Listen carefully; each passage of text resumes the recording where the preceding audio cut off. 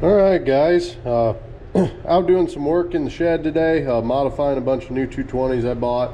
I was just figured I was going to show you guys here kind of how I'm changing it up a little bit for the 220s this year. Dealt with a little bit of problems last year with Kuhn actually kinking up this chain really bad, and they actually found a way to bust these rings off of a couple of my boxes. And I'll show you exactly why. So this is a brand new 220 out of the box. You can see the chain's perfectly straight right there, fine, whatever. But all it takes is a couple, 2 or 3 ways around. You can see how kinked that gets.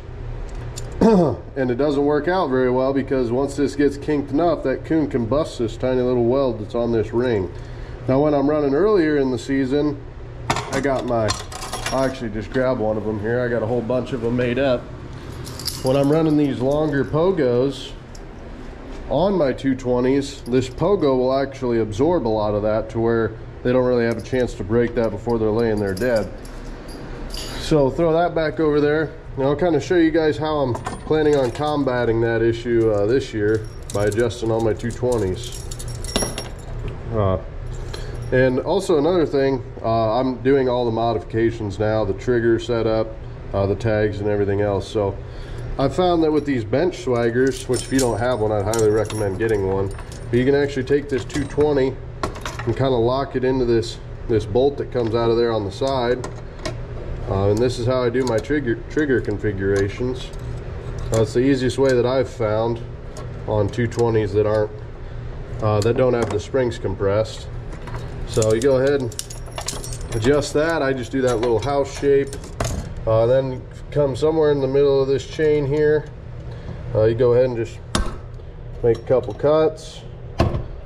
Being as these are, the 2 links are attached together on a 220 chain, you gotta cut it twice, and then just pop it off of there. Now you can see I got this little section of chain with that ring. Go ahead and cut that off of there. Pop that off the ring. I actually just missed my bucket. But I set my chain down, and I've already done this to, I think, 8 dozen 220s now that I've been working on. But I'm going to put in a center swivel here, right in the middle of the chain. Just work those J-hooks through, get my other part of that chain over here, crimp that on. Now you can see we got a center swivel there.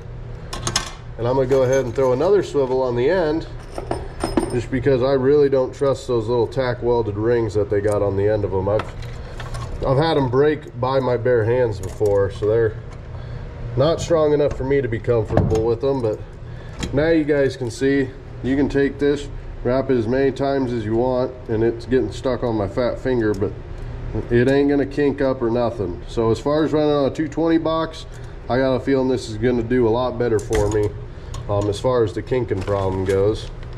Then of course, just throw my trap tag on here, kind of crimp it on there with a pair of pliers, and wrap it back up, put it in the box, and repeat the same process. But yeah, that's really all I'm doing, guys, just double swiveling them like that. Got a lot more 220s to go, so I'm gonna get back to work here, but just figured I'd show you guys the adjustments I'm making. I think it's gonna help a lot with that.